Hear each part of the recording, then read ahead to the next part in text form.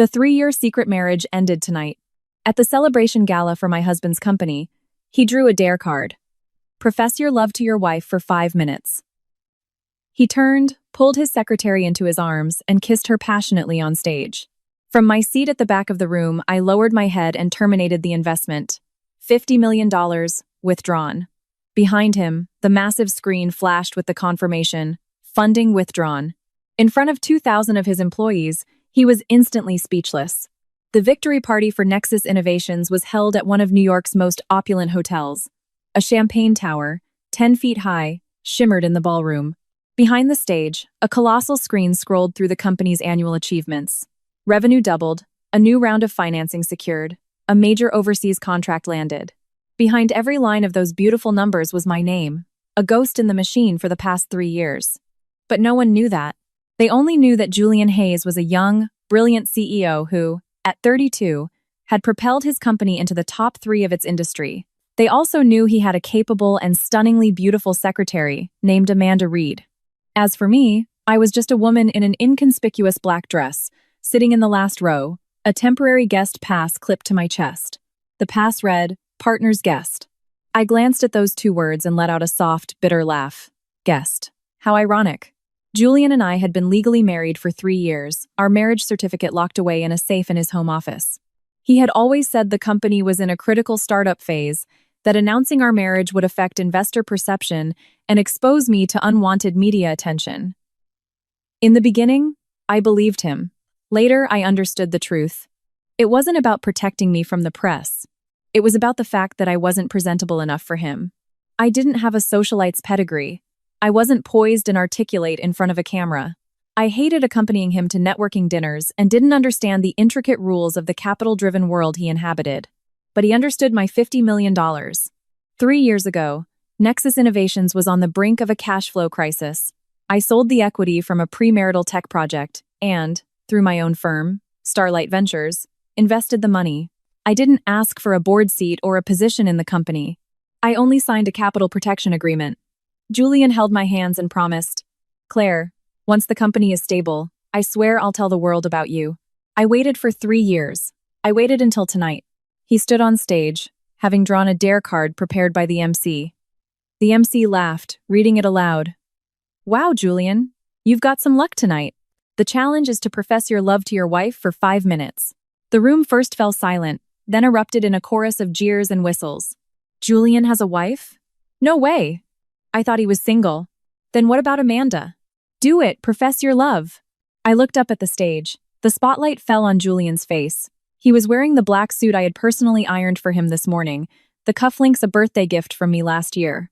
He hesitated for a moment, a brief flicker of uncertainty. I thought he might look for me, even for a single glance.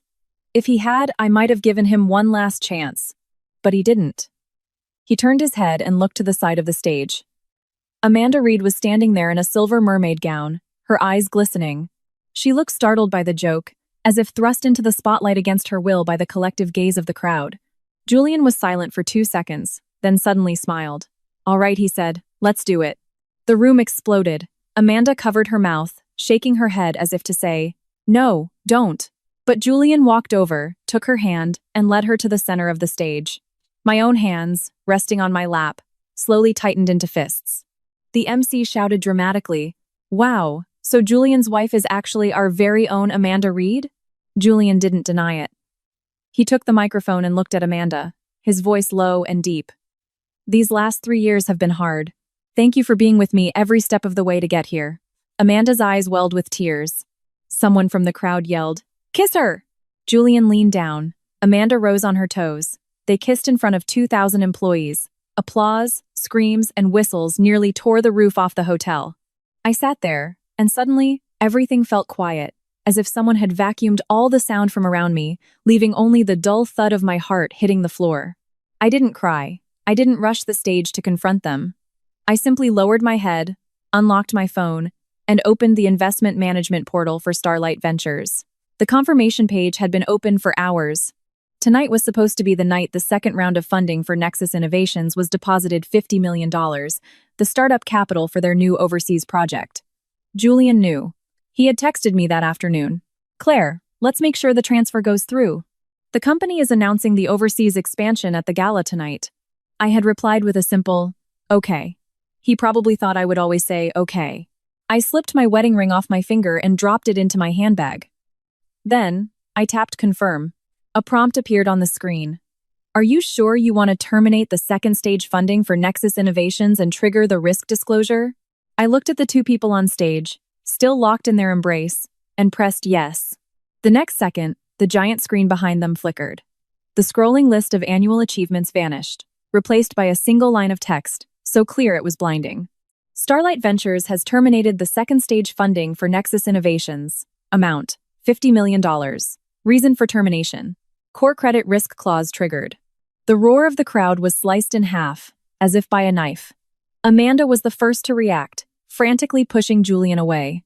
Julian spun around to face the screen, his face draining of color. Whispers started to ripple through the audience. Starlight Ventures?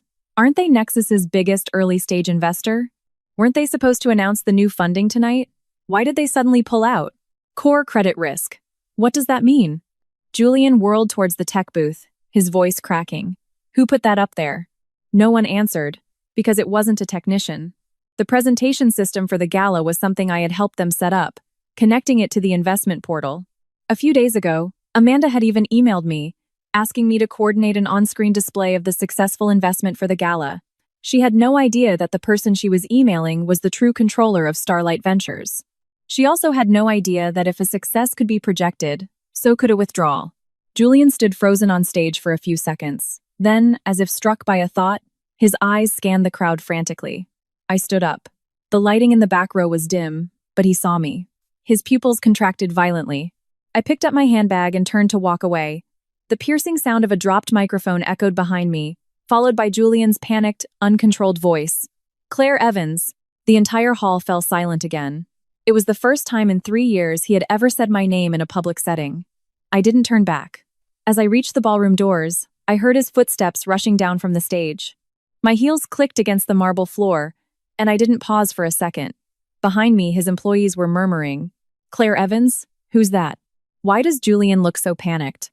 What does she have to do with Starlight Ventures? Wait, she's not the one, is she? The doors opened in front of me as Julian caught up, grabbing my wrist. His voice was a low, desperate hiss. Claire, don't leave. Not now. I looked down at his hand, the same hand that had just held Amanda. I pried his fingers off, one by one. Mr. Hayes, your wife is still on stage waiting for you. His face went pale. That was a game. The atmosphere. I couldn't let Amanda be embarrassed. I met his gaze. So you let me be embarrassed instead? His throat worked, but no words came out. No one knew you were here. I laughed. So that was the real issue. Not that he had done something wrong, but that he thought no one was there to see it. I took the wedding ring from my handbag and placed it into his suit pocket. They know now. Julian panicked, reaching for me again. I took a step back. And the $50 million wasn't me throwing a tantrum. The agreement is very clear. Article 3. If the primary responsible party of the invested company exhibits significant credit risk, the investor has the right to terminate further funding. He said, his voice strained. How is me kissing Amanda a significant credit risk? I looked at him. In front of 2,000 employees, you acknowledged your secretary as your wife. He opened his mouth but couldn't form a response. At the ballroom entrance, Amanda appeared, holding up the hem of her gown, her eyes red and tear-streaked. Claire, you've misunderstood. Julian was just trying to keep the situation from getting awkward. I turned to her. What did you just call me? Amanda froze. I stepped closer. Since you know my name is Evans, and you know about my relationship with Julian, why did you have the nerve to stand there and accept his profession of love? Amanda bit her lip, tears finally falling. I'm just his secretary. I didn't dare refuse him. I nodded. So now you dare to cry? Her face went rigid. Julian stepped in front of her, frowning at me. Claire, that's enough. This is already a mess. Don't take it out on her. I watched him shield her, and the last shred of empathy I had for him dissipated. Julian, the one making a mess isn't me. I turned and walked away. This time, he didn't immediately follow. A new wave of commotion erupted from the ballroom. Someone shouted, Julian, the board members are blowing up your phone. I stepped into the elevator. In the last second before the doors closed, I saw Julian standing there, his face ashen, the corner of my wedding ring glinting from his suit pocket. He finally understood that I hadn't come to attend a celebration. I had come to collect the corpse of my marriage. The hotel's underground parking garage was nearly empty. I had just reached my car when Julian's call came through. The first time, I declined. The second, I declined again. The third time, he sent a text. "Claire, stop this. I can explain what happened tonight." I looked at the words "stop this" and found it almost funny. For the last 3 years, that was his favorite phrase. When I was upset that Amanda brought him coffee and breakfast in the middle of the night, he told me to stop it. When I discovered Amanda was seated at his right hand at the company's annual dinner while my name wasn't even on the list, he told me to stop it. On my birthday, when he forgot to come home because he was helping Amanda with a client, he told me to stop it.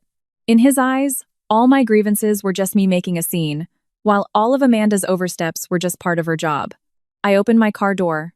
Just as I got in, the passenger door was held shut from the outside. Julian had followed me down. His forehead was beaded with sweat, his breathing ragged. He had clearly run all the way. "Claire, get out of the car. We need to talk." I fastened my seatbelt. "Mr. Hayes, we have nothing to talk about." His brow furrowed at the formal address. "Do you have to be so sarcastic?" I looked up at him. "You wanted a public display, so I cooperated. You wanted your secretary to be your wife, so I let her. What more do you want?" Julian closed his eyes, reining in his temper. "I admit I handled tonight poorly, but pulling the funding is a serious matter, not a marital spat. $50 million affects a project with hundreds of people. You can't be this reckless." "A project with hundreds of people," I repeated. "And what about me?" He stared at me, lost for words. "Is my 3-year marriage?" I asked, enunciating every word, "not a serious matter?" Julian avoided my gaze. "You can't conflate the two." "But you did," I said, pulling a folded document from my bag and handing it to him. He looked down and saw the title on the cover, and his face changed. "Second Stage Funding Supplementary Agreement. We had signed this a month ago." I had personally added a clause. If the core management of Nexus Innovations is found to be concealing significant relationships, conflicts of interest, or engaging in behavior that constitutes a credit risk, the investor has the right to unilaterally terminate the funding agreement. At the time, Julian had barely glanced at it, saying, "I trust you to handle the details." I had even felt a pang of softness then and reminded him, "Julian, credit risk isn't just about business. It includes personal integrity." He had just smiled and ruffled my hair. "My greatest asset is having you." Now, he held the agreement, his fingers stiff. "Today," I said, "you publicly acknowledged Amanda as your wife and kissed her. There were 2,000 witnesses. Do you think the investor should continue to trust you?" Julian's face was grim. "You are the investor." "Correct," I said, looking him in the eye. "And I no longer trust you." A flicker of genuine panic finally appeared in his eyes. "Claire, you can't do this. If the company goes under, you know what the consequences will be." "I know," I said, inserting the key into the ignition. "That's why I only withdrew the second stage funding.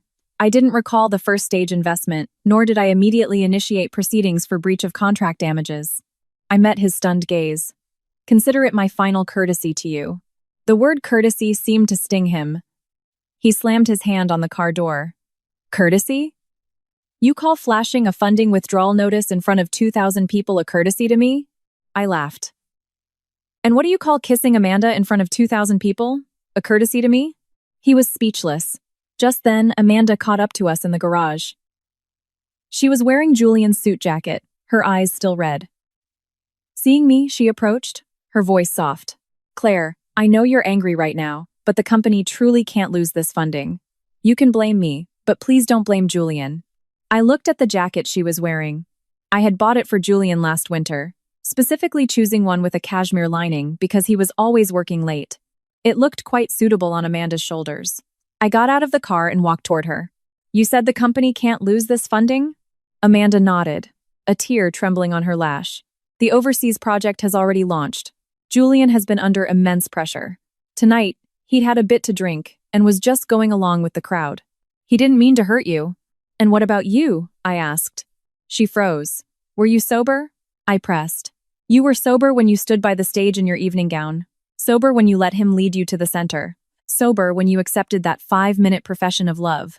and sober when you stood on your toes to kiss him. I watched her face pale. Miss Reed, you weren't forced. You've been waiting for this chance for a long time. Amanda's tears finally fell. She turned to Julian. Julian, I didn't. Julian reflexively moved to comfort her. I watched his hand on her arm, and my heart, instead of aching, felt nothing but a dull sense of disgust. In the past, it would have hurt. Now, it just felt dirty. Julian frowned at me.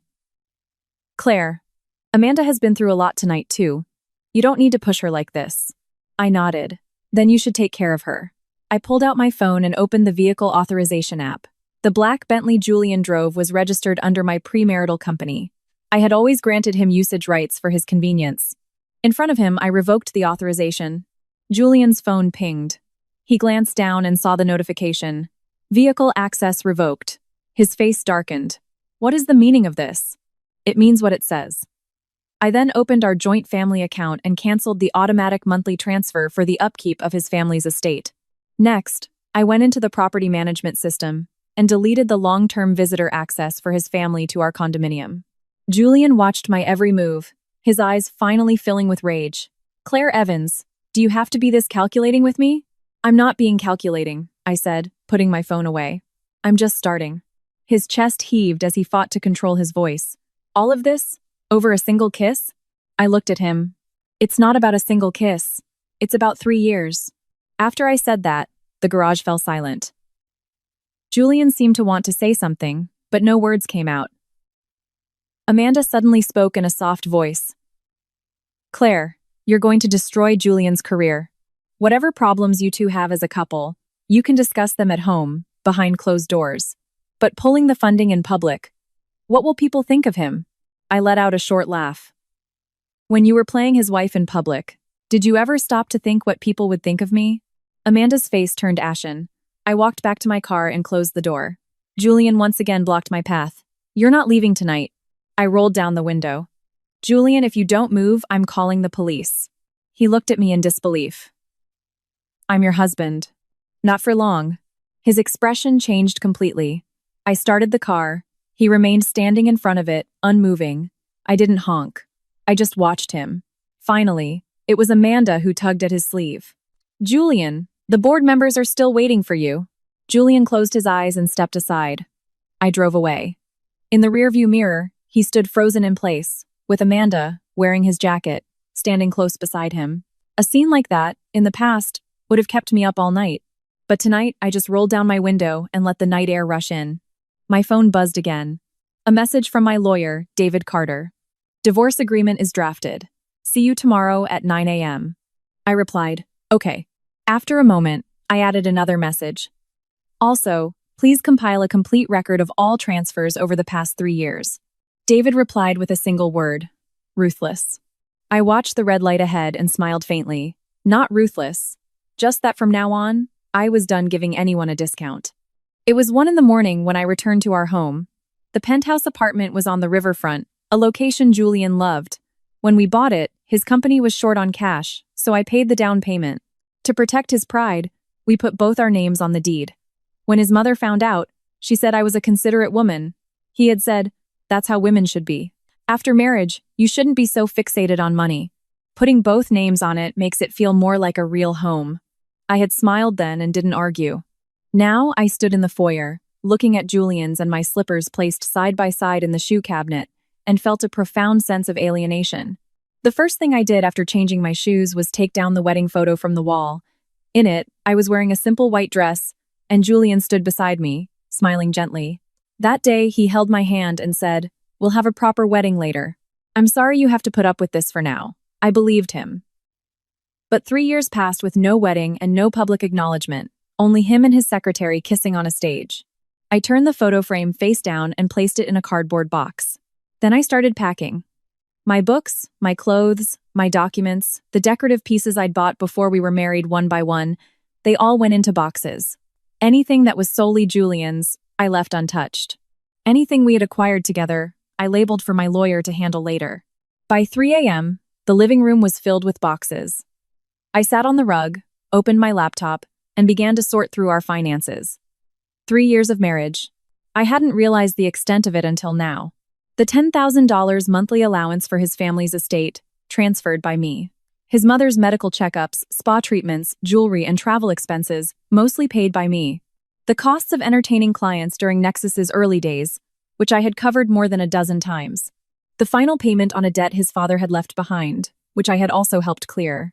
I had never thought these expenses were important, because back then, I considered them family. Now, looking at the long list of transactions, I finally understood.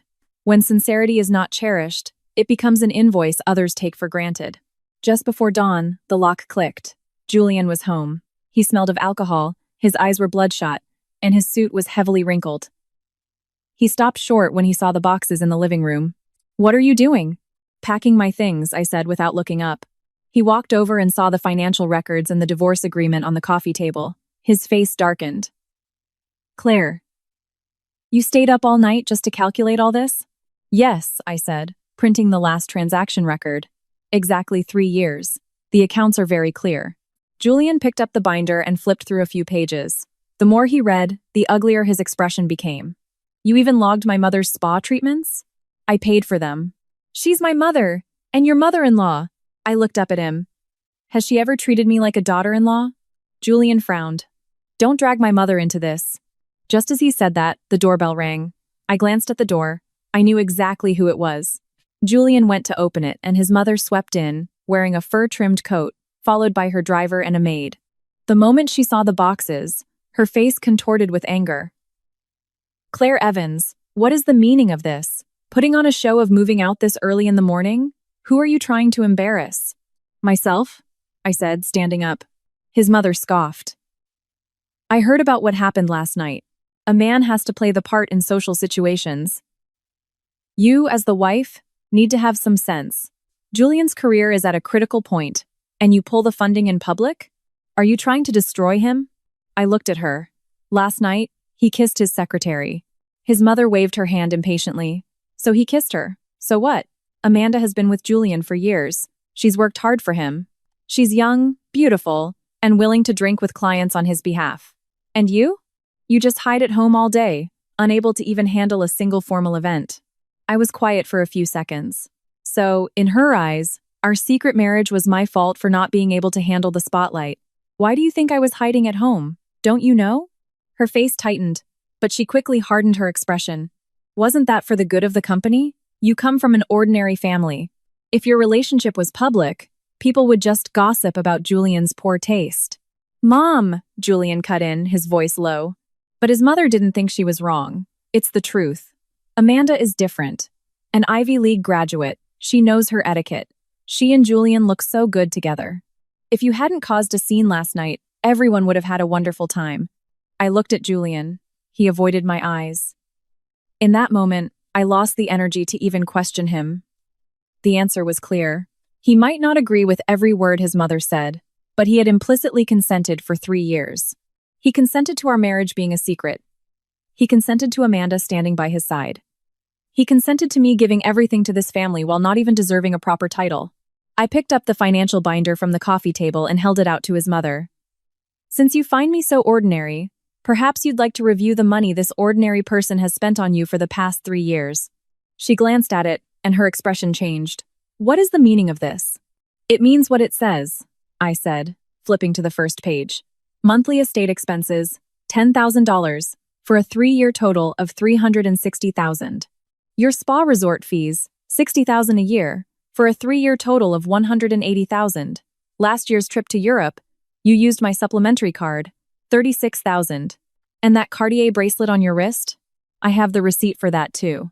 His mother subconsciously pulled her hand into her sleeve. "I used to be willing to pay," I continued, "because I saw you as an elder.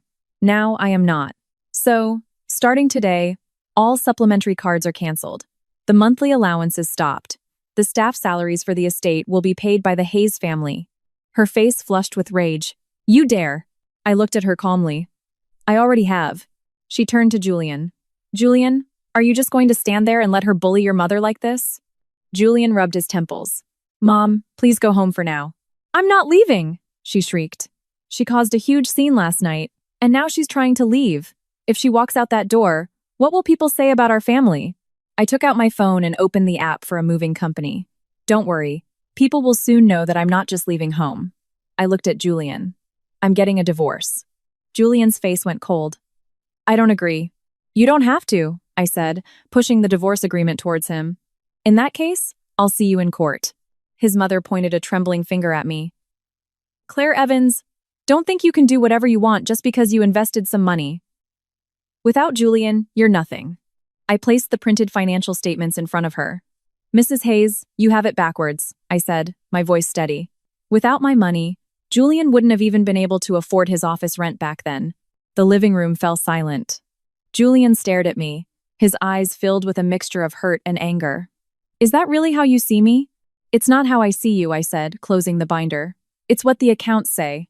The movers arrived, knocking on the door. Miss Evans, are these the boxes?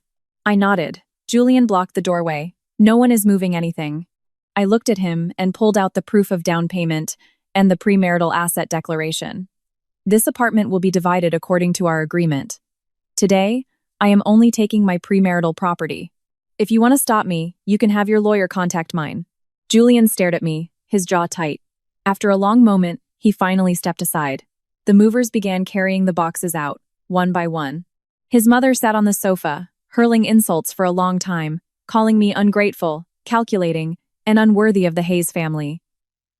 I didn't say a word in response. When the last box was gone, I went back into the bedroom and saw our matching mugs still on the nightstand. I picked up mine and threw it into the trash can. Julian stood in the doorway, his voice hoarse. Claire, does it have to come to this? I looked at him. Julian, it's not me who brought it to this. I paused. You're the one who pushed me here. I walked out with my suitcase. Behind me, his mother's angry voice echoed. Leave, and don't ever come back. You'll regret it when Amanda moves in. My steps faltered for a second. I turned back to look at her. Don't worry, I said. I will never step foot in this house again. I moved into a small apartment on the Upper West Side. It wasn't large, but it was quiet. There were no surprise calls from Julian's mother, no stench of alcohol when Julian came home late, and no accidental work photos sent by Amanda. I had the most peaceful night's sleep in 3 years. The next morning, I woke up to dozens of unread messages. 12 were from Julian, progressing from let's talk calmly to you're going to regret this, and finally, at 3 a.m., where are you? I didn't reply to a single one. Amanda had also sent a message. Claire, the Hayes family is having a dinner tonight. Mrs. Hayes would like you to come. Let's just talk things out so Julian isn't caught in the middle. I laughed at the message. She was using his mother's tone to project a hostess's authority. I replied with 2 words. Send address. Amanda quickly sent the location of the family estate. I wasn't going to reconcile. I was going to retrieve the last of my things. Inside the family safe were the insurance policies for a set of jewelry I had bought for his mother, as well as the final clearance documents for the debt I had paid off for Julian's father. I had planned to send my lawyer, but since Amanda wanted to play the lady of the house, I decided to go and watch. At 7 p.m., I arrived at the Hayes estate. The housekeeper, Maria, opened the door, her eyes immediately welling up. Ma'am, you're here. She had worked for the family for over a decade and knew about my relationship with Julian. She knew that I was the one who stayed by his mother's side during hospital stays, arranged all the holiday gifts, and ordered the cake when Julian forgot his own mother's birthday. Maria had seen it all. I smiled at her. Maria, I'm just here to pick up a few things. Before she could reply, Julian's mother's voice boomed from the living room. If you're here, then come in. Who are you trying to impress by standing at the door? I walked in. The dining room was full. Julian's aunt, his cousin, and several other relatives were seated around the table. Next to the head seat, occupied by Julian's mother, sat Amanda. She wore a pale pink dress and a pearl necklace. I recognized the necklace. I had personally selected it at an auction for his mother's birthday last year. His mother had claimed it was too youthful for her and told me to keep it in the safe. Now, it was around Amanda's neck. Seeing me, Amanda immediately stood up. Claire, you're here. She made a motion to give up her seat, but Julian's mother held her down. You stay put.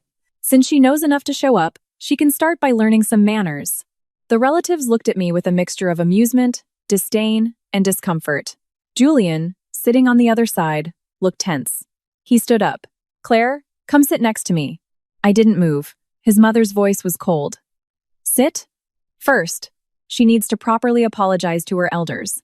After the scene she caused last night, embarrassing Julian and the company, she ought to apologize. Amanda softly interjected. Auntie, let it go. Claire was just upset. Julian's mother patted her hand. See? You're the sensible one. I watched this farce, finding it utterly absurd. In 3 years, I had never once sat at the head of this table. His mother had said that with our secret marriage, we had to be careful. In front of relatives, I was just Claire, nothing special. Yet Amanda, on her first visit, was seated right beside her. I walked over to Amanda. She looked up at me, a triumphant glint in her eyes. I reached out and gently touched the pearl necklace around her neck. Is it beautiful? Amanda's face tensed. Julian's mother snapped. It's just a necklace. I gave it to Amanda. You gave it to her? I took out my phone, pulled up the digital receipt, and placed it on the table. This South Sea pearl necklace was purchased by me on October 12th of last year. Price, $1,000. The gift note reads, Happy birthday to Mrs. Hayes. The table fell silent. The color drained from Amanda's face. Julian's mother, furious, stammered, Once I receive a gift, it's mine. I can give it to whomever I please. Of course, I nodded. Which is why I'm not here to ask for the necklace back. I looked at Amanda. I'm just reminding Miss Reed that before you accept someone else's cast-offs, you should probably inquire about their origin. Amanda's eyes immediately reddened. Claire, must you humiliate me like this? I laughed. You're sitting in my husband's home, wearing a necklace I bought for my mother-in-law, and expecting me to serve you tea. You didn't find that humiliating? Julian stood up. Claire. I held up a hand, cutting him off. You be quiet. He froze. It was the first time I had ever spoken to him that way in front of his family. His mother slammed her hand on the table. Insolent. Claire Evans, have you no manners? I looked at her. And forcing a wife to serve tea to a secretary is good manners? Her face turned a shade of purple. Julian said grimly, Mom, stop it. Look at her, his mother screeched, pointing at me. She used to pretend to be so docile. Now that she has a little money, her true colors are showing. Amanda was right. She's just trying to use her investment to control you. Amanda immediately lowered her head. Auntie, I never meant that. You don't have to be afraid of her, his mother said, grabbing Amanda's hand and speaking loudly for my benefit. I'm making it clear today. The daughter-in-law our family recognizes is someone sensible. Someone who can help Julian, not a woman who threatens her husband with money. Good, I nodded. I opened my phone to a checklist I had prepared. Then please have the Hayes family return what doesn't belong to them. His mother stared at me. In the family safe, I continued, there are 3 insurance policies for jewelry under my name, 1 certificate of debt clearance for Julian's uncle, and the original contract for the estate renovation costs I covered. Maria knows where it is. Maria immediately nodded. I do. Julian's mother's face was a mask of fury. Those things are in our house, so they belong to us. I looked at her. Mrs. Hayes, you can say that, but my lawyer will be here tomorrow with an itemized list, and that won't be a family dinner. Her cousin suddenly spoke in a low voice. Aunt, let's not get lawyers involved. It won't look good. The other relatives' expressions shifted. They had flattered his mother because they thought her son was successful. But now, with Nexus's funding pulled, no one wanted to get caught in the fallout. His mother saw it too, her lips trembling with rage. Julian stepped in front of me, his voice low and intense. What exactly do you want? I looked at him, to get my things back. And then, a divorce. The divorce? Can you please stop saying that? No, I said. I'm afraid you won't hear me otherwise. His eyes filled with a pained expression. Claire, I was wrong last night, but making a scene like this will only embarrass everyone. I looked up at him. Julian, are you still convinced that I'm the one embarrassing everyone? He fell silent. I turned to Maria. Could you please take me to the safe? Maria immediately led the way. Julian's mother tried to block me, but Julian stopped her. Mom, let her take them. I didn't look back. After I had collected my documents, I found Amanda waiting for me at the end of the hallway. She had taken off the pearl necklace and was holding it in her hand, her eyes red. Claire, I didn't know it was yours. I looked at her. You knew. She flinched. Not only did you know, I said, you deliberately wore it for me to see. She bit her lip, silent. I took a step closer. Amanda, you want to be Mrs. Hayes. You don't have to play the victim and step on me to get there. She suddenly whispered, But you've already lost, haven't you? I stopped. Amanda lifted her head, her eyes no longer tearful but cold. He wouldn't publicly acknowledge you, but he was willing to pull me on stage. So what if you have money? You're not the one a man actually wants to show off. Her words were venomous. In the past, they would have pierced me. But now, I just smiled. You're right. Amanda stared, stunned. And that's why, I said. I don't want that man anymore. I turned and walked towards the door. Julian chased after me. Claire. I stood on the front steps and looked back at him. Julian, did you hear that? His face went white. Of course he had heard. He had heard every word Amanda just said. I looked at him and said, word by word, you not acknowledging me was your choice. Now, me not wanting you is my choice. The night wind was cold. I walked out of the Hayes estate with my documents. This time, no one dared to stop me. The next morning, at 9 a.m., sharp, I was at David Carter's law office. He pushed the divorce agreement across the table. I've organized the asset division based on the materials you provided. The down payment on the house was from your premarital funds, so the postmarital mortgage payments will be split proportionally. As for the car, estate upkeep, and family living expenses, you can claim partial reimbursement if you wish, but proving it wasn't a gift to a relative can be tricky. Get back whatever we can, I nodded. Anything we can't, I'll consider it the price of a lesson. David looked at me. Are you sure about this? My hand didn't pause as I signed. I'm sure. He sighed. You were too patient before. I told you so many times. A secret marriage isn't the problem. The problem is, he made you invisible. I finished signing the last page and put down the pen. So now, I'm done being patient. David smiled. Good. Then we'll proceed accordingly. That afternoon, a legal notice was delivered to Nexus Innovations. At the same time, the divorce papers were sent to Julian. Less than 10 minutes later, his call came. I didn't answer. He sent a text. Claire, what is the meaning of sending a lawyer to my company? A divorce is a private matter. Do you have to make a scene at my office? I want to see you right now. I read the demanding messages and replied with a single sentence. Contact my lawyer. Half an hour later, Julian showed up at my apartment building. The concierge called me, saying a Mr. Hayes was waiting in the lobby. I didn't want to go down, but David had advised me. You can't hide forever. You can see him, but don't go upstairs alone, don't accept any gifts, and don't make any verbal promises. When I went downstairs, Julian was standing by the lobby's floor-to-ceiling windows. He had changed his clothes and styled his hair, but the exhaustion in his eyes was unmistakable. He walked over immediately. Claire? I stopped a few feet away from him. What is it? He glanced at the concierge and security guard nearby and lowered his voice. Let's go outside to talk. There's no need. His brow furrowed. Do you have to humiliate me here? I laughed. So now you're familiar with the feeling of humiliation? Julian's breath caught. He took a moment to compose himself, his voice softening. I can apologize for everything that happened. I can even understand you pulling the funding because you were angry. But not a divorce. Why not? We've been married for 3 years, not 3 days. I looked at him.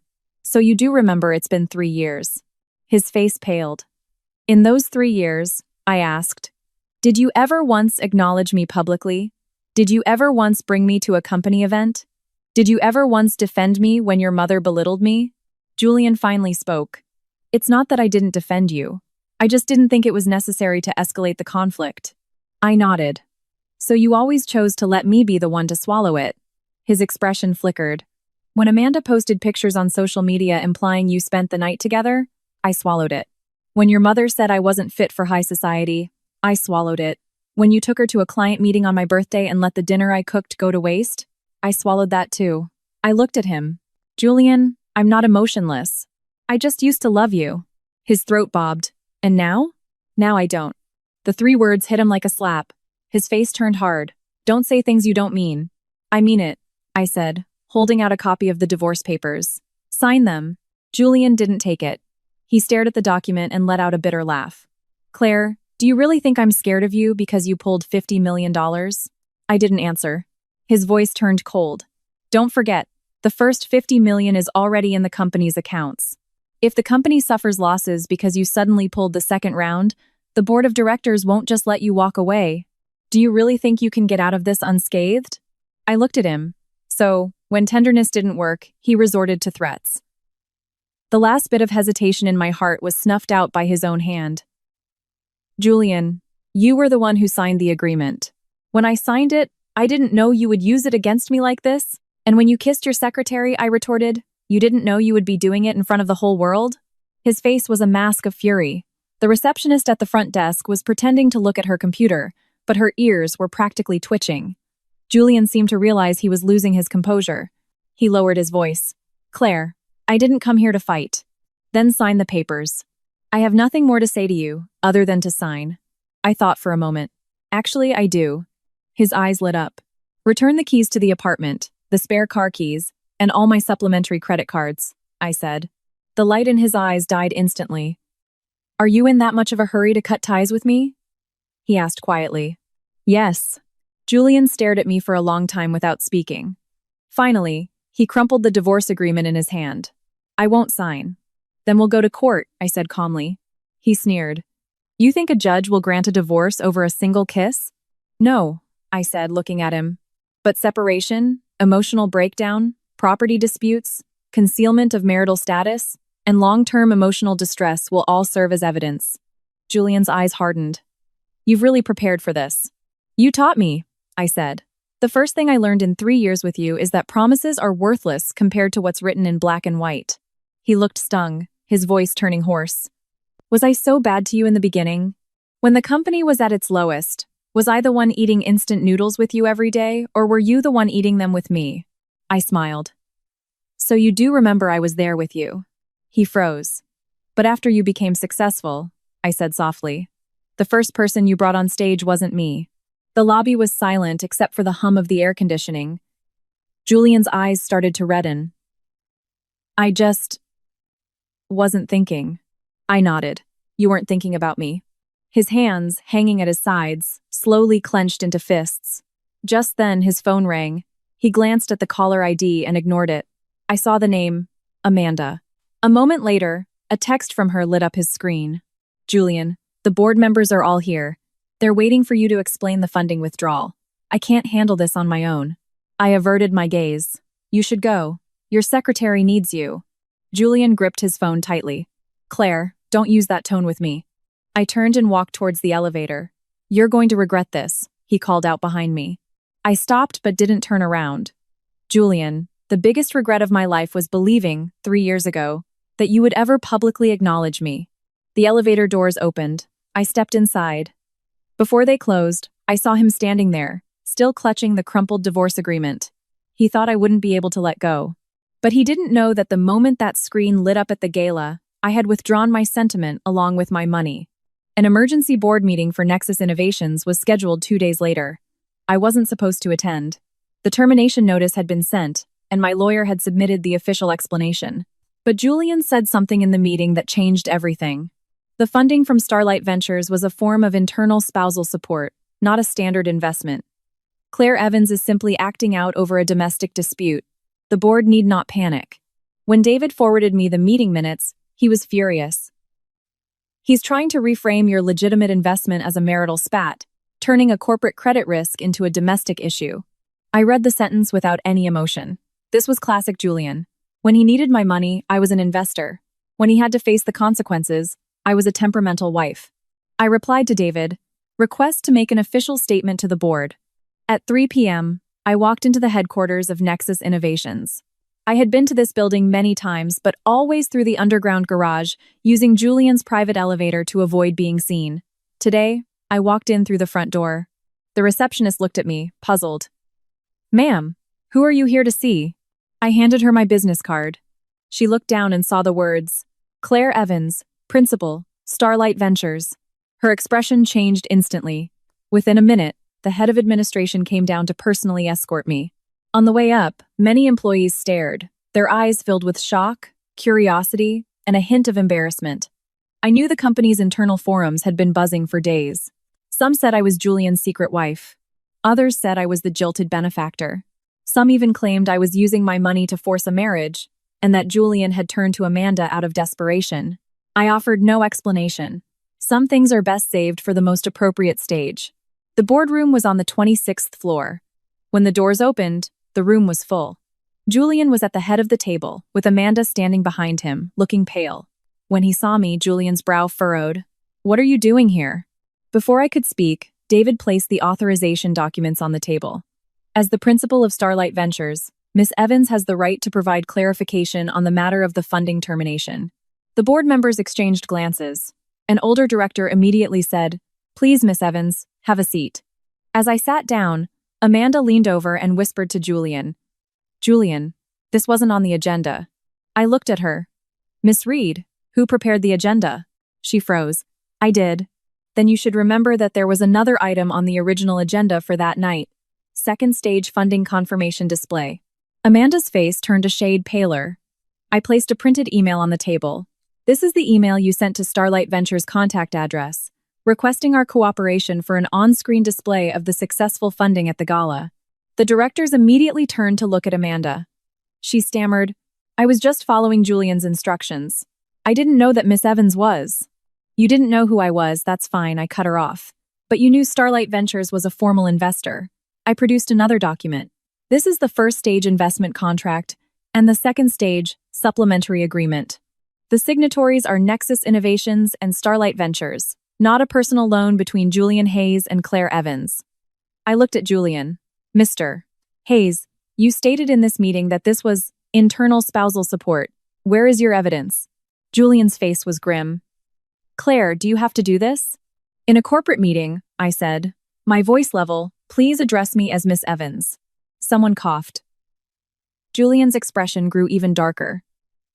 The CFO, Carolyn Vance, a meticulous woman in her 40s, stood up.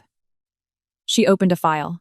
From a financial perspective, the $50 million first-stage funding from Starlight Ventures was recorded as an external investment, not a personal loan or spousal gift. The second-stage funding was not yet received and, according to the agreement, can be terminated. Julian shot her a furious look. Carolyn didn't flinch. "Mr. Hayes, I am simply stating the financial facts." The atmosphere in the room shifted completely. The older director frowned. "So, what exactly does core credit risk refer to?" I didn't answer immediately. I placed the gala's event schedule on the table. In this schedule, the dare card in the prize draw was confirmed by Miss Reed. The content was, "Profess love to your wife for 5 minutes." Amanda went white. "Mr.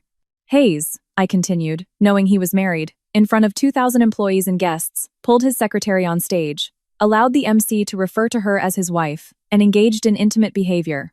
I paused. "This is not simply a personal moral issue. Nexus Innovations is pursuing overseas partnerships. In the disclosure materials, Mr. Innovations is not simply a personal moral issue. Hayes's personal credibility and the stability of the management team are critical evaluation points. Concealing a marriage while publicly creating a false partner figure is more than enough to constitute a credit risk." The room was so quiet you could hear a pin drop. Julian stared at me, his voice tight with rage. "You wrote our marriage into a risk report." I looked at him. "You turned our marriage into a risk." Amanda suddenly spoke up. "Miss Evans, Julian never confirmed I was his wife. The situation was chaotic. The MC was just joking." I turned to her. "Then why didn't you deny it at the time?" Amanda's eyes welled up. I was afraid of ruining the mood." I laughed. "You were afraid of ruining the mood, so you let me, his actual wife, watch you two kiss from the audience?" Her face grew even paler. A director asked quietly, "Mr. Hayes, have you really been married for 3 years?" Julian didn't speak. His silence was the answer. Another director's face soured. "Why was such a significant relationship kept secret from the company?" "That is my private life," Julian finally said. "Concealment is a private matter," I retorted. "Passing off your secretary as your wife is a public one." In the boardroom, some of the looks directed at Amanda changed. She finally started to panic, turning to Julian. "Julian, I really didn't mean to. I was just swept up by the crowd." For the first time, Julian didn't immediately defend her. I saw it, but felt no satisfaction. I knew he wasn't suddenly enlightened. He had just realized that defending her now came with a price.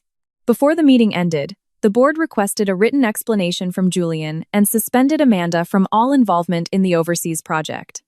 Amanda's face was ashen. Julian's was no better. I gathered my documents to leave. As I reached the door, Julian caught up with me. "Claire Evans." I stopped. He asked, his voice low and strained. "How far are you going to push me?" I looked at him. "Julian, You still think I'm the one pushing you? His expression was complicated. I'm just taking back the things you no longer deserve to have. He gritted his teeth. Including me? I looked at him and found the question absurdly funny. You're not a thing. His face tensed. You're just someone I no longer want, I added. I turned to leave. Just as the elevator doors were about to close, Amanda rushed forward. Claire Evans, we need to talk. She had dropped the sisterly act. I held the open door button and looked at her. Fine. She stared at me, her eyes full of resentment. Do you think you've won? I didn't come here to win a fight against you, I said calmly. Then why are you trying to destroy me? I laughed. Amanda, that's not what you were saying when you were sitting in the seat of honor. The elevator doors slowly closed, leaving her standing outside, her face twisted in a mask of rage. I knew she wouldn't let it go that easily. Sure enough, at 10 p.m. that night, the company's internal chat groups exploded. A photo of me was posted with the caption, "This is the secret wife who pulled $50 million and is trying to force Julian's hand." After the photo was posted, the group was silent for a few seconds before messages started flooding in. So, that's Claire Evans? She looks pretty ordinary. So Julian really is married. Did she pull the funding because she was jealous of Amanda? If the project fails, what happens to our bonuses? The narrative was quickly hijacked. Someone claimed I had always controlled Nexus's finances, working from the shadows to manipulate Julian. Another said Julian and Amanda were the real love story, and I was using my investment to hold the marriage hostage. Someone even said I had deliberately projected the withdrawal notice at the gala to force his hand. I screenshotted every single message. David called me. Should I send a cease and desist? Wait, I said. For what? For him to dig his own grave. Sure enough, half an hour later, Amanda posted on her personal social media. She didn't name names, but everyone knew who she was talking about. To walk with someone from their lowest point to the top doesn't always mean you'll be seen. But I believe true sincerity isn't measured in money. I hope certain people won't use capital to harm something we all worked so hard to build. The post was accompanied by a photo of her desk, late at night, piled with work. Many employees liked the post and left comments. Amanda, we appreciate your hard work. We all know you were there for Julian. Some people just use money to throw their weight around. I looked at the comments, my finger hovering over the screen. Walk with someone from their lowest point to the top. When did she join Nexus? 2 years ago. The company's truly difficult period was 3 years ago. That was the year Julian couldn't even make payroll, staring blankly at spreadsheets in a rented apartment. I was the one who sold my premarital assets, stayed up for 3 days straight helping him refine his business plan, and went with him to meet investor after investor. Amanda arrived when Nexus had already secured its first round of funding and moved from a cramped office to a downtown high-rise. She had accompanied him during the ascent, not through the mud. She made her claim with such confidence because she knew the old me would never correct her. The old me was afraid of embarrassing Julian, afraid of public opinion, afraid of hurting the company. But I wasn't afraid anymore. I texted David. You can send it now. At 11 p.m., Starlight Ventures released an official statement. It was brief. The relationship between Starlight Ventures and Nexus Innovations is a formal investment relationship, governed by legally binding contracts. It is not a spousal gift or personal loan. The termination of the second stage funding was based on the invested party's core leadership publicly fabricating a spousal identity, concealing significant relationships, and thereby triggering a credit risk event. Starlight Ventures reserves the right to pursue legal action against any parties responsible for spreading defamatory rumors.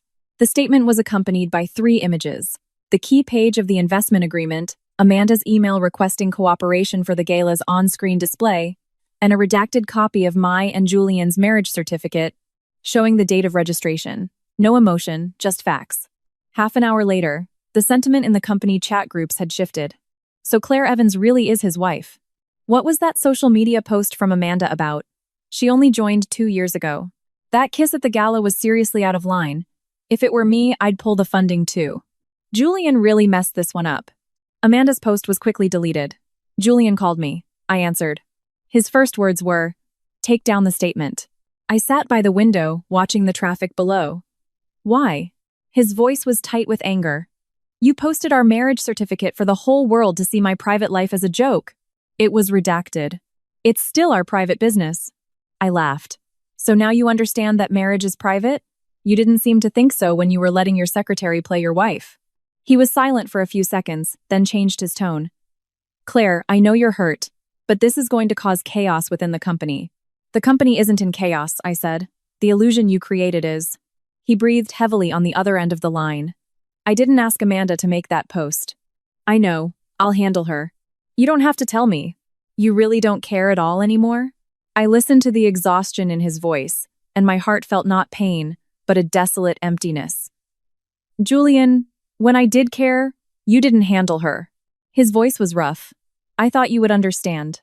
I understood for 3 years, I said. Now it's your turn to understand that I no longer want to. The line went quiet. After a long moment, he said quietly, I'm coming to see you tonight. Don't. We have to talk. Before I could answer, my doorbell rang. I looked through the peephole. It wasn't Julian, it was Amanda. She stood in the hallway in a white coat, her face pale, but her eyes sharp. I said into the phone, Your secretary is here. Julian's voice changed. Don't open the door. I hung up. I didn't let Amanda in, but I buzzed open the building's outer security door, speaking to her through the intercom. She stared up at the camera. Are you satisfied now? Miss Reed, I said. That's a question I should be asking you. She laughed. Claire Evans, you really think you're so clever, don't you? Using contracts to pressure him, your status to pressure me, your money to pressure the company. I didn't say anything. She stepped closer to the entrance, her voice low. But do you know what? Julian doesn't love you. He's just grateful. He married you back then because the company was about to collapse, and you had the money. I looked at her on the monitor. If anyone else had said that, it might have hurt. But coming from Amanda, it just sounded desperate. Did he tell you that? Amanda's eyes flickered. Everyone at the company can see it. He never takes you anywhere, but he takes me to meet clients, to dinners, to stand by his side. You're the one who's redundant. I nodded. So you want to take my place? She didn't deny it. I'm a better fit for him. A better fit as his secretary or as his wife? Amanda sneered. At least he's willing to let me stand in the light. I looked at the camera and said, my voice clear and cold, Amanda. Standing in the light doesn't make you the light. It can also just be something dirty being illuminated. Her expression changed. I sent a file to her phone, a copy of the legal notice. You disseminated my photo in a private company forum and implied I was using capital to harm the company. That constitutes defamation and invasion of privacy. You have until 10 a.m. tomorrow to issue a public apology. She gritted her teeth. You'd sue me? You can try me. Panic finally crept into her eyes. Just then, the elevator in the lobby dinged open. Julian rushed out. When he saw Amanda at the entrance, his face darkened. Who told you to come here? Amanda's eyes immediately reddened. Julian, I just wanted to explain things to Claire. Explain things at her home? It was the first time Julian had ever used such a harsh tone with her. Amanda froze. I watched the scene unfold on my screen, and suddenly found it all tedious. A boundary drawn too late isn't a defense. It's damage control. Julian turned to my camera. Claire, open the door. There's no need, I said through the intercom. His eyes were bloodshot. I want to talk to you. I looked at him on the screen. Julian, everything we have to talk about will be handled by our lawyers. He clenched his fists. Amanda whispered beside him. Julian, let's just go. Don't make Claire angrier. Julian whirled on her. You be quiet. Amanda stood there, utterly stunned. I ended the call and turned off the monitor. I heard Julian's muffled voice from the hallway. Claire, I will not agree to a divorce. I leaned against the door, not responding. His agreement no longer mattered. The next morning at 10 a.m., Amanda did not apologize. She chose another method. On Nexus Innovations' anonymous internal forum, a long post appeared. The title: An Ordinary Employee's Honest Opinion. Julian has had it so hard. The post painted Julian as a visionary entrepreneur oppressed by both capital and a controlling marriage. It portrayed Amanda as a dedicated partner who toiled alongside him. It depicted me as a manipulative wife, pulling strings from the shadows. One sentence was particularly sharp. Some women don't show their faces not because they're low-key, but because they know they don't deserve to stand in the spotlight. The post was quickly screenshotted and spread to public platforms. Though it didn't use names, the keywords Nexus Gala, $50 million withdrawal were enough for everyone to connect the dots. David came to my apartment, furious. I'm filing a lawsuit right now. I read the post from start to finish. First, find out who posted it. Does it matter? It's either Amanda or someone she put up to it. We need evidence. Fine, David nodded. I'll have my tech team trace it. I got up to get a glass of water, and my phone rang. It was Carolyn Vance. I answered. Her voice was low and cautious. Miss Evans, there's something I think you should know. Go on. Amanda approached me yesterday. She asked me to change the accounting notes for the first stage investment to personal spousal support. I refused. My fingers tightened around my glass. Is there a written record of this? She sent me an internal message. Can you provide it? Carolyn was silent for a few seconds. Yes, but I don't want to get involved in a personal dispute. Carolyn, I said, this isn't a personal dispute. She asked you to falsify financial records. The line went quiet. After a moment, she said, I understand. Half an hour later, Carolyn sent me the chat logs. Amanda's message was carefully worded. Carolyn, Julian's feeling is that the Starlight funding is being misinterpreted externally. Is there a way we can rephrase it in the internal materials? Something like spousal support or temporary bridge loan. Carolyn's reply was blunt. Financial records cannot be altered. Amanda had replied, it's a difficult time. We're all just trying to do what's best for the company. I forwarded the screenshots to David. He understood immediately. She's walking right into it. At 2 p.m., Starlight Ventures released another statement, this time with a much harder edge. It stated that the anonymous online post contained severe falsehoods and that certain individuals had attempted to misrepresent the nature of the investment to mislead the public and obstruct the legal process. Starlight had preserved all evidence and would pursue legal action against the poster and anyone who shared the content. Simultaneously, Carolyn Vance, in her capacity as CFO of Nexus, submitted a written report to the board of directors detailing the attempt to alter financial records. The report wasn't made public, but news of it spread like wildfire within Nexus. The company chat groups exploded. Who asked Carolyn to change the records? Okay, this is definitely not a relationship issue anymore. Amanda wasn't at work today. I heard the board summon Julian. I actually felt sorry for Amanda before, but now I feel like I was used. You know, Claire Evans has never once resorted to name-calling. She's just presented facts. That last comment got a lot of likes. I looked at the screen, my heart calm. I used to think the truth would reveal itself. I now understood that the truth doesn't walk. You have to drag it out and put it on display for everyone to see. That evening, Julian came. This time, he didn't ring the bell. He texted me from downstairs. I'm outside. I won't come up. Can you come down for 10 minutes? I didn't want to see him, but he sent a second text immediately after. It's about Amanda. I'll give you a full account. I replied, I don't need it. He wrote back, what about us? I stared at that question for a long time before finally going downstairs. It wasn't because my heart had softened. It was because some things needed to be said, face to face, once and for all. Downstairs, by the flower beds, Julian stood under a streetlight. He was holding a bouquet of white roses. Seeing me, he visibly relaxed. Claire, I looked at the flowers. You remembered wrong. I don't like white roses. He froze. I like sunflowers, I said. I used to have a pot of them on the balcony of our old rental. Julian had complained it took up too much space, promising that when we got a bigger place, he'd plant a whole field for me. Later, when we moved to the riverfront penthouse, the balcony was filled with the orchids his mother loved. The sunflower pot was thrown out during the move. Julian's hand holding the flowers tightened. I just thought, white roses are for apologies.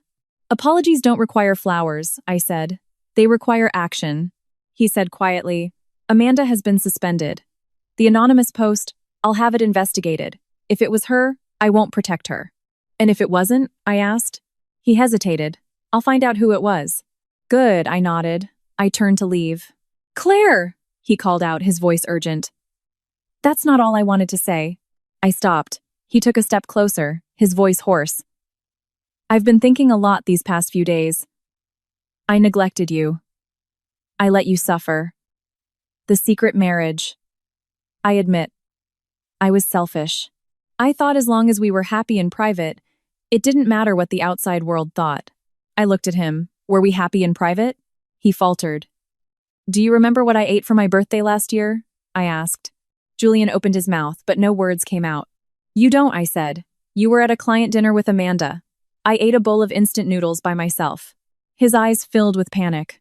I got you a gift later. The bag your assistant bought. His face grew even paler. Claire. Julian, Your idea of being happy in private was you having someone waiting at home, someone to iron your clothes, someone to take care of your mother, and someone to bail out your company. But what about me?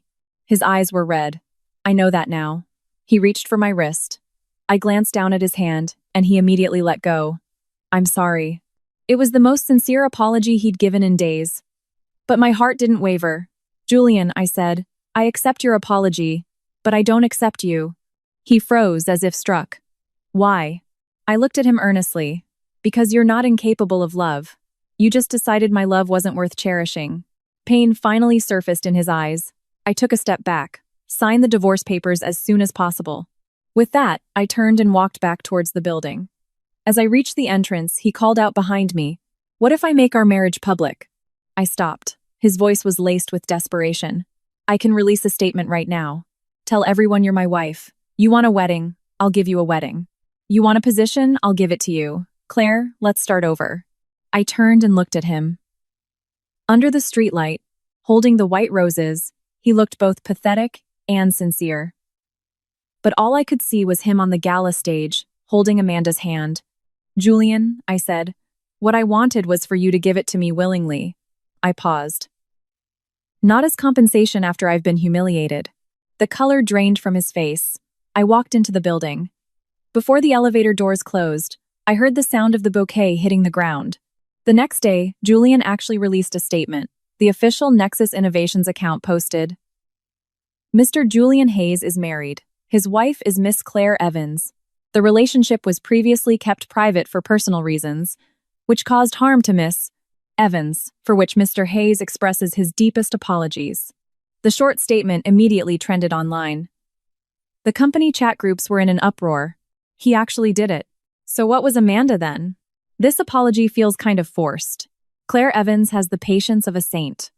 A 3-year secret marriage, only to watch your husband kiss his secretary? Who could stand that?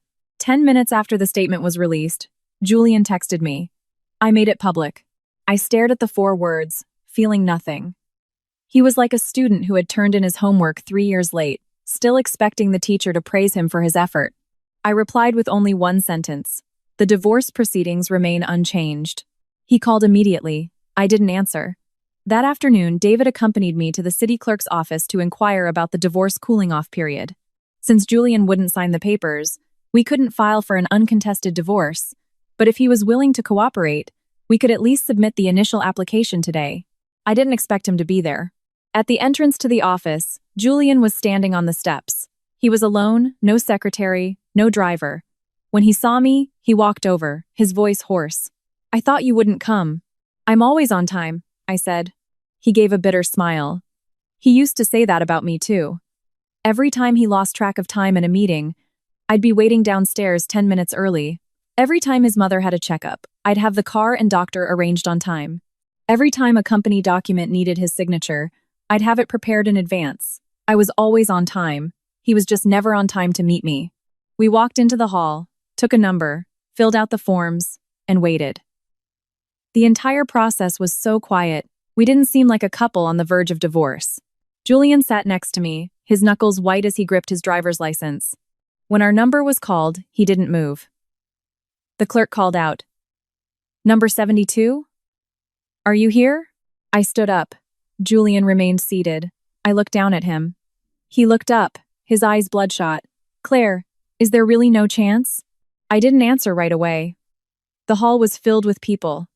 Some were arguing, some sat in silence.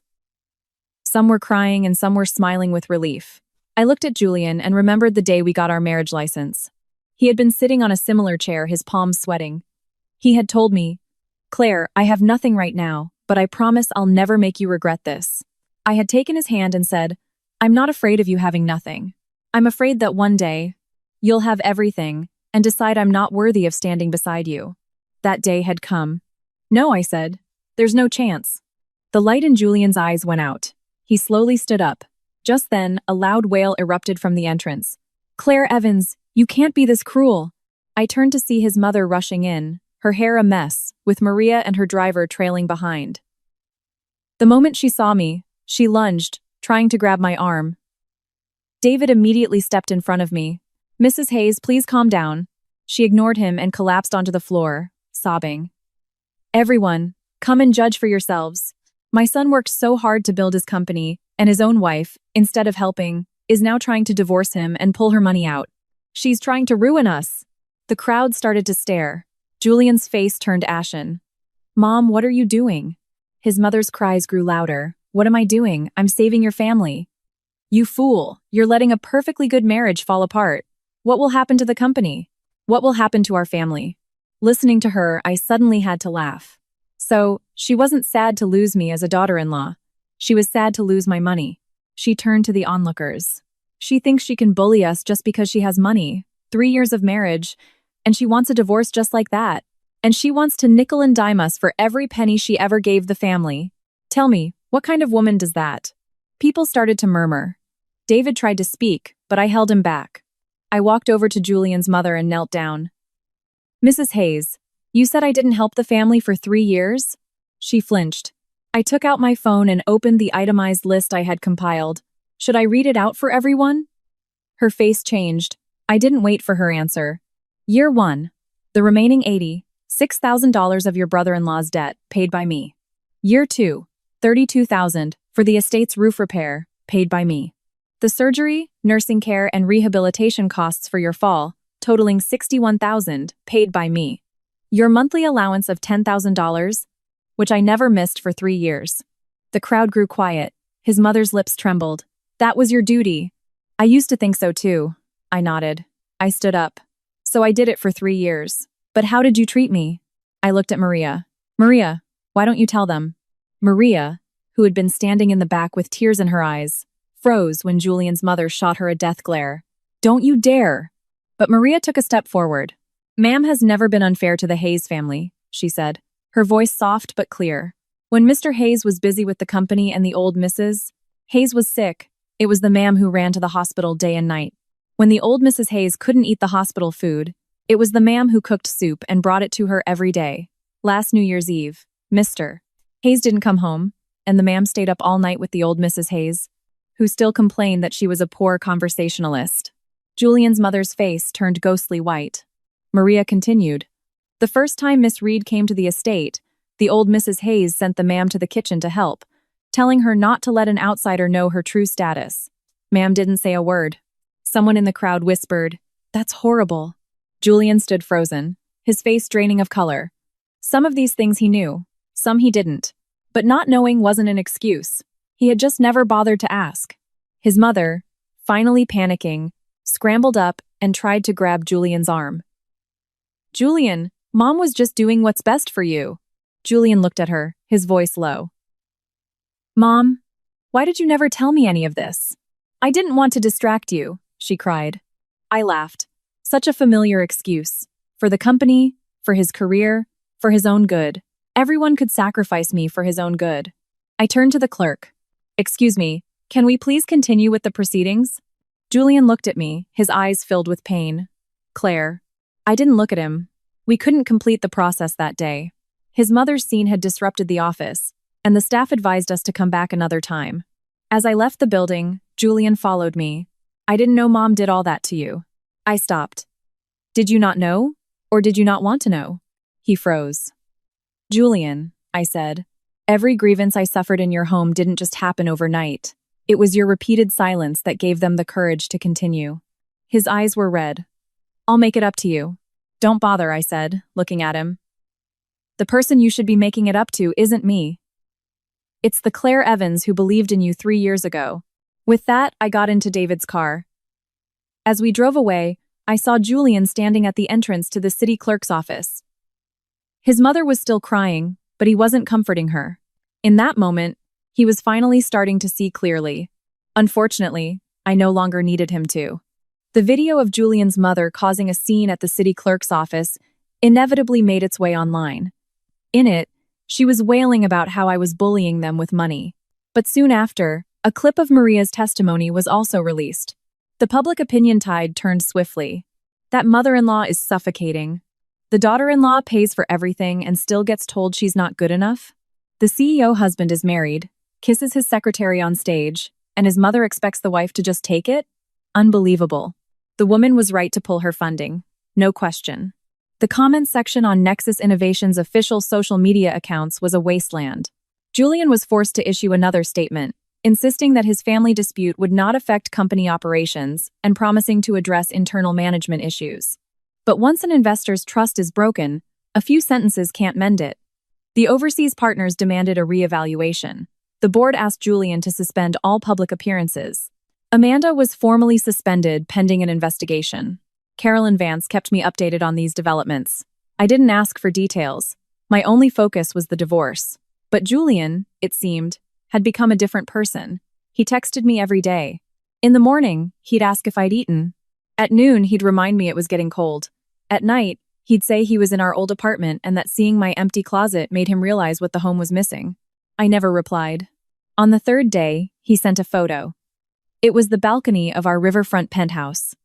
The orchids were gone, replaced by a row of sunflowers.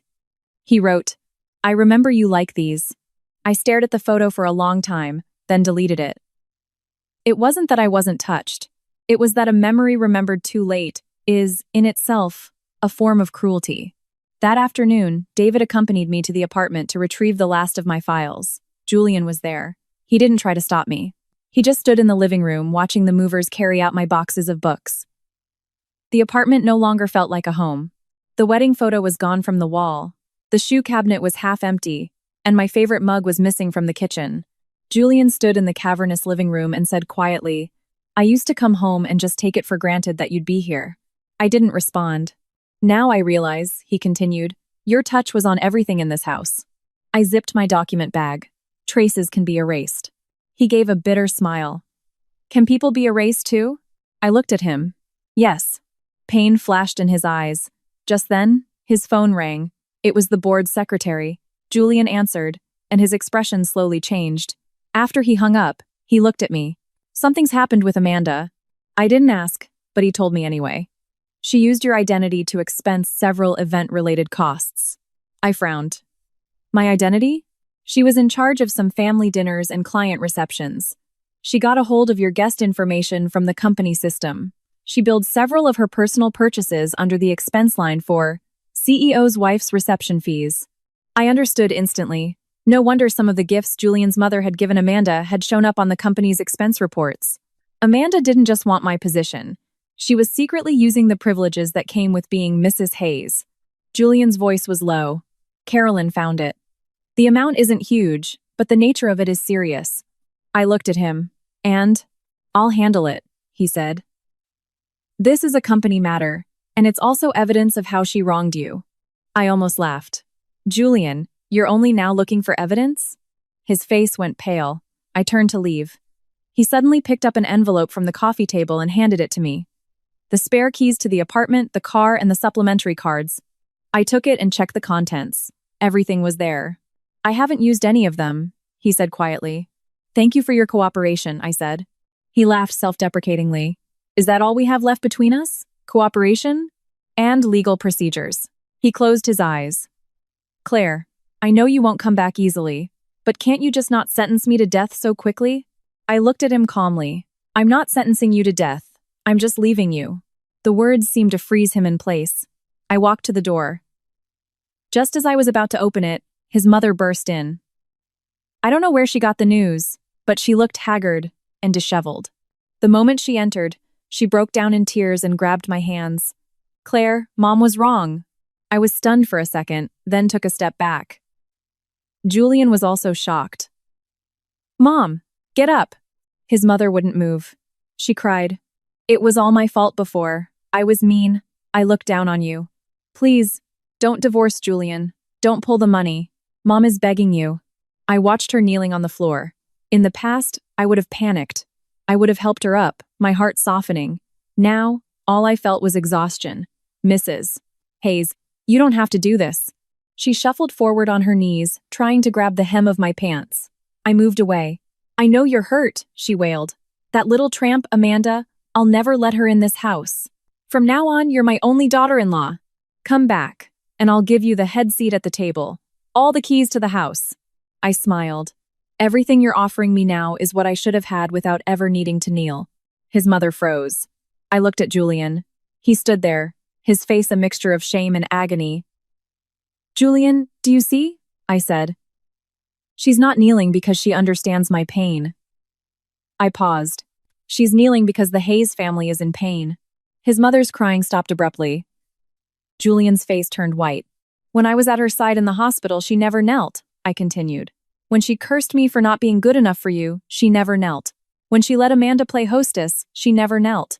Now that the company is in trouble and the allowance has been cut off, she kneels." The living room was terrifyingly quiet. His mother's face flushed red, then paled. Julian helped her up, his voice hoarse. "Mom, stop begging." She tried to speak, but for the first time, he cut her off with a cold, "Enough." I glanced at them, then left without another word.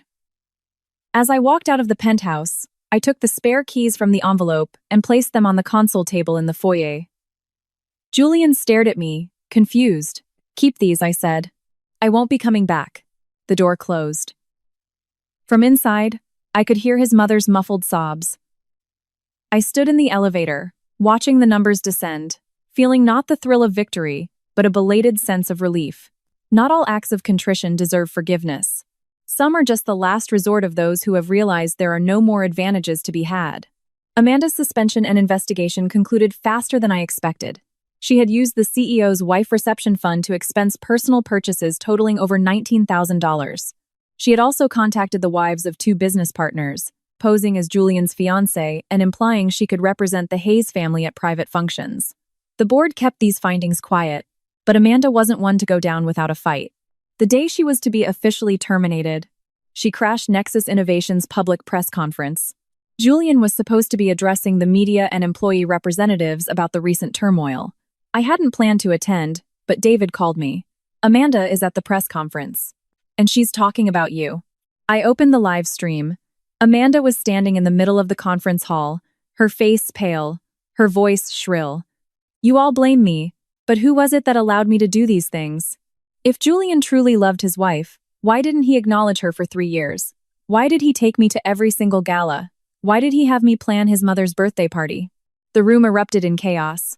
Julian stood on the stage, his face a mask of stone. Amanda's tears fell. "I admit I have feelings for Julian, but I wasn't the only one in this fantasy. He's the one who gave me hope. He's the one who made me misunderstand. He's the one who made me believe that one day I would be Mrs. Hayes." Her words were a final, desperate attack. She was trying to ruin Julian and drag me down with him. A reporter immediately shouted, "Mr. Hayes, is what Miss Reed says true? Did you for a long time allow a subordinate to act as your partner in private settings?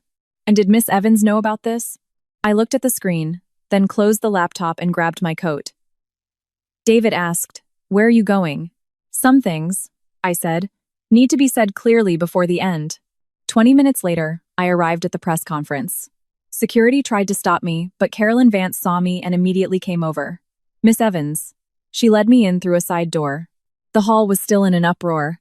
Amanda was crying in the aisle, and Julian stood silently on the stage. The moment I appeared, every camera turned to me. Amanda saw me, and a flicker of malicious glee crossed her face. She probably thought I would break down, that I would scream and shout and join her in making the scene even uglier. I didn't. I walked onto the stage and took a microphone. Julian looked at me, his expression complex. "Claire," I didn't look at him. I addressed the audience. "I have only 3 things to say." The room slowly quieted. First, it is true that Julian and I were secretly married for 3 years. The idea was his. I accepted it, and I came to regret it. The responsibility for that lies with no one else but the 2 people in our marriage. Julian's face went white.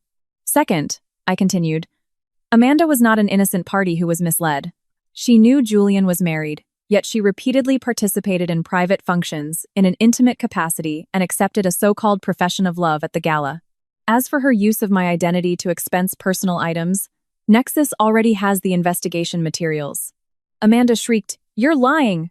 I glanced at Carolyn, who handed the evidence to a technician.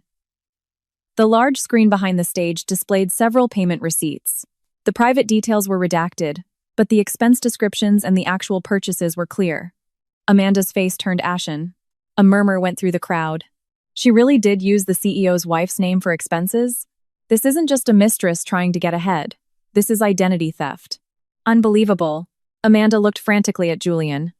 Julian, say something. You knew about those things. You approved them. Julian finally spoke, his voice clear. I never authorized you to use my wife's identity. Wife. He had finally said the word in front of everyone. But I no longer needed to hear it. My third point, I said. I didn't come here today for anyone to deliver justice on my behalf.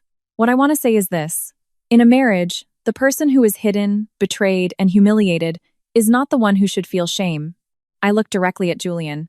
The real shame belongs to the one who enjoys another's devotion, only to feel they are not good enough to be seen. Julian's eyes reddened. The entire hall was silent. For 3 years, I went on, I gave Julian many chances. A chance to make us public. A chance to explain. A chance to defend me. Time and again, he chose silence. On the night of the gala, he chose Amanda. And in doing so, he made my final choice for me. A reporter asked, Miss Evans, so does this mean you will forgive Mr. Hayes? I held the microphone, my answer clear and unwavering, no. A collective gasp went through the room. Julian looked as if he had expected it, but hearing the words still made him physically flinch. I looked at the cameras. I accept his apology, and I accept the facts. But I will not spend the rest of my life rewarding a man for an awakening that came too late. I put down the microphone. Julian suddenly grabbed my hand. This time, his grip was gentle, as if he were afraid of hurting me. Claire, don't go. I looked down at his hand. He immediately let go, his eyes pleading. I know I have no right to ask for your forgiveness, but can you just give me some time? I'll fix everything. I'll give you a real, proper resolution. I looked at him, my heart astonishingly calm. Julian, you can give your resolutions to your board of directors and to your mother. I paused. As for me, my case is closed. The last bit of color drained from his face. Amanda suddenly started to laugh, a broken, hysterical sound that turned into sobs. Claire Evans, do you think you've won? He only regrets it now because you pulled the funding. Because the company is in trouble. If you had nothing, he still wouldn't look at you. I turned back to her. Which is all the more reason I will never go back. She froze. A man who only learns to cherish something after he's lost a fortune is not a man worth betting on a second time. Amanda was finally speechless. I walked off the stage. This time, no one stopped me.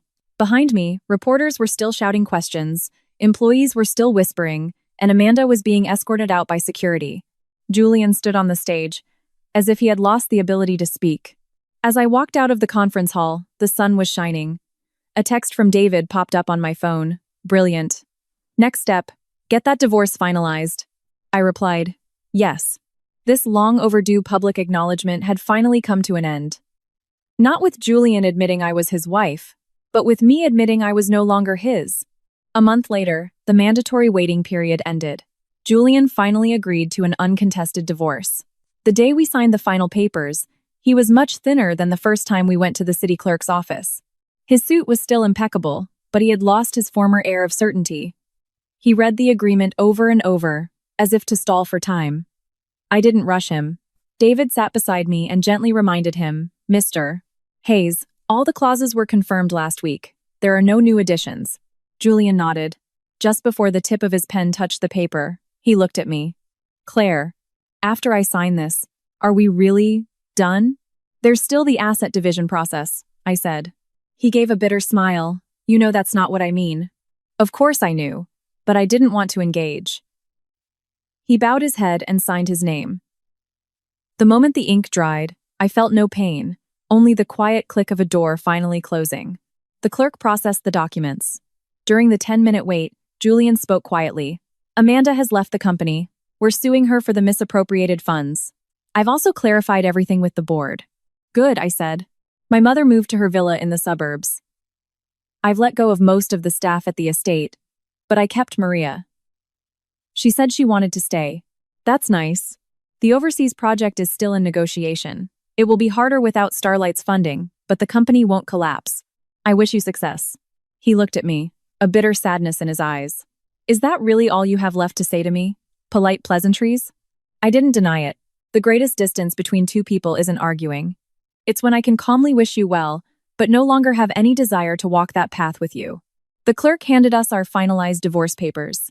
The stack of stamped documents felt as light as a feather. I took mine and put it in my bag.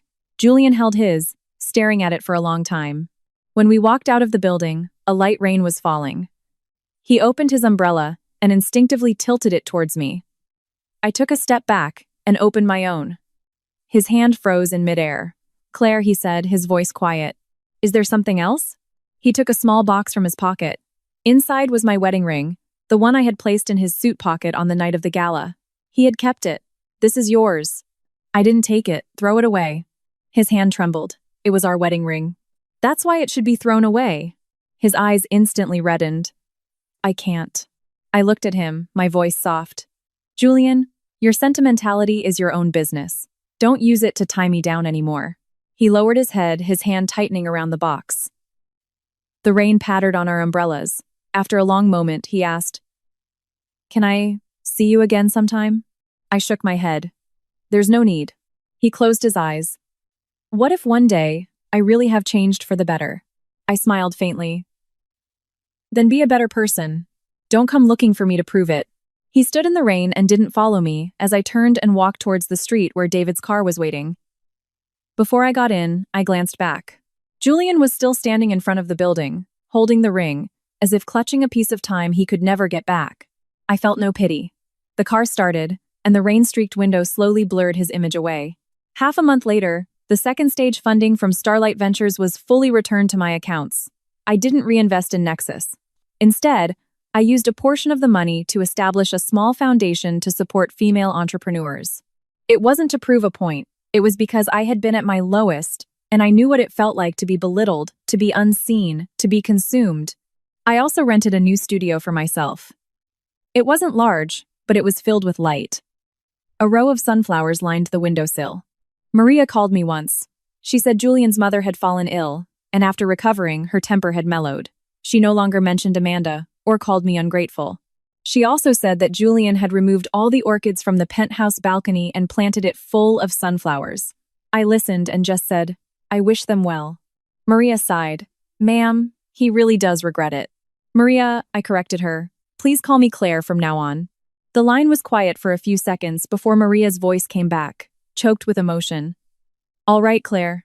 After hanging up, I sat by the window, watching the sunlight on the flower petals. My phone still received the occasional text from Julian. He no longer begged me to come back. He would just mention, sometimes, that the company had overcome a challenge, that his mother had had a checkup, that he had passed by the little noodle shop we used to go to. I never replied. Eventually, the text stopped. Life was finally quiet. One evening, while organizing old belongings, I found a photo from 3 years ago. In it, Julian and I were standing on the balcony of our old rental, a small sunflower in a pot behind us. We were poor then, but I was smiling so happily. I looked at it for a long time, then fed it into the paper shredder. The sound of the paper being cut into tiny pieces was soft, like a long overdue farewell. I didn't deny that I had loved him, nor did I deny that my past self had been earnest, clumsy, brave, and full of love. But cherishing who I was didn't mean I had to sacrifice my future for it. The next day, I wore a bright yellow dress and went to the first meet and greet for my new foundation. The audience was filled with young women. Some had just seen their startups fail. Some had been betrayed by business partners. Some were being pressured by their families to give up and get married. I stood on the stage looking at them and suddenly thought of myself on the night of that gala.